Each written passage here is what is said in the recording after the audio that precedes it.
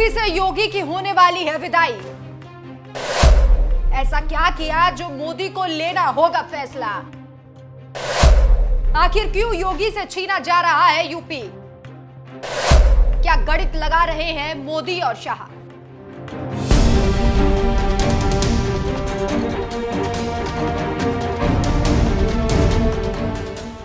नमस्कार, मैं हूं आपके साथ राखी लांबा और आप देख रहे हैं न्यूज एक्सप्रेस।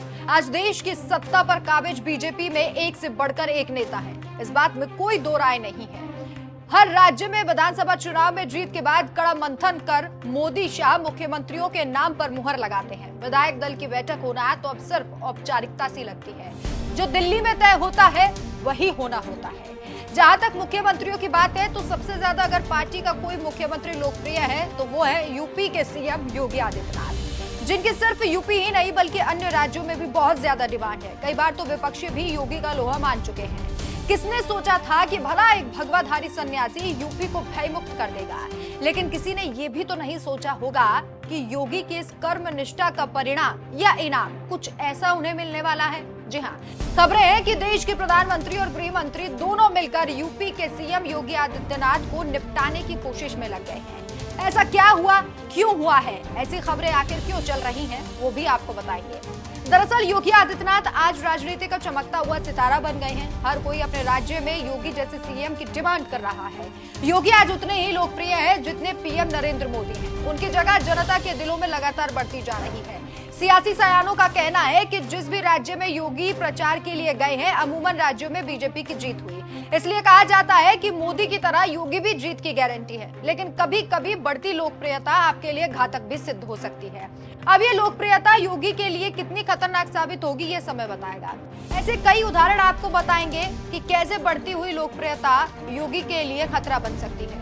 योगी यूपी को अलविदा कहने की खबरों पर तब ज्यादा और चर्चा होने लगी जब दिल्ली के सीएम अरविंद केजरीवाल जेल से बाहर आए और उन्होंने कहा कि आगामी चुनावों के नतीजों के बाद सीएम योगी की छुट्टी होने वाली है। केजरीवाल ने मंच से कहा, प्रधानमंत्री जी ने एक बहुत ही खतरनाक मिशन शुरू किया हुआ है जिसका नाम है वन नेशन वन लीडर। प्रधानमंत्री जी वन नेशन वन लीडर की राह पर चले रहे हैं। अगर इनकी सरकार बनी तो ये पहले अगले 2 महीने में ये योगी जी को निपटाएंगे, उसके बाद मोदी जी के सबसे खास अमित शाह जी को प्रधानमंत्री बनाएंगे। केजरीवाल के इस बयान के बाद से राजनीतिक हवा और भी ज्यादा गर्म हो गई। हर कोई चर्चा करने लगा कि क्या योगी जी की सच में विदाई होने वाली है। यूपी वासियों के लिए खबर बेहद चौंकाने वाली थी। वैसे इस बात से इनकार भी नहीं किया जा सकता कि योगी का बढ़ता हुआ कद आज कई लोगों को खटकने भी लगा है। पहले जहां मोदी शाह कहा जाता था, अब कई लोग मोदी और योगी के नाम का जिक्र करने लगे हैं। यहाँ तक कि कुछ लोगों का मानना है कि मोदी के बाद अगर देश की सत्ता कोई संभाल सकता है तो वो योगी जी है। मोदी को योगी आदित्यनाथ को अपना उत्तराधिकारी घोषित कर देना चाहिए, ये भी कई लोग कहते हैं। योगी की बढ़ती डिमांड उनके लिए खतरा बन रही है। सियासी सयानों का यह भी कहना है कि बीजेपी में किसी का भी कद अगर मोदी और शाह से ज्यादा बड़ा है तो आलाकमान ने उन्हें किनारे लगा दिया है। अब आप रविशंकर प्रसाद को ही ले लीजिए। हाल ही में एमपी के सीएम शिवराज सिंह चौहान को भी योगी की तरह दूसरे राज्यों में भी पसंद किया जाने लगा था, जिसका परिणाम ये हुआ कि उन्हें फिर से सीएम नहीं बनाया गया और लोकसभा चुनावों में खड़ा कराकर उन्हें सांसदी का लॉलीपॉप हाथ में थमा दिया गया, जिससे पार्टी की कलह बाहर ना जाए, जिन्हें पार्टी ने घर पर बिठा दिया है। और अब बारी योगी आदित्यनाथ की हो सकती है, क्योंकि योगी एक ऐसे नेता है जिनके बयानों को बेहद पसंद भी किया जाता है। योगी ने जीवन में जितना भी संघर्ष देखा उसे राजनीति में परखा और फिर आज जो परिणाम है वो सभी के सामने है। लेकिन अब सवाल यह है कि क्या केजरीवाल का दावा सच होने वाला है?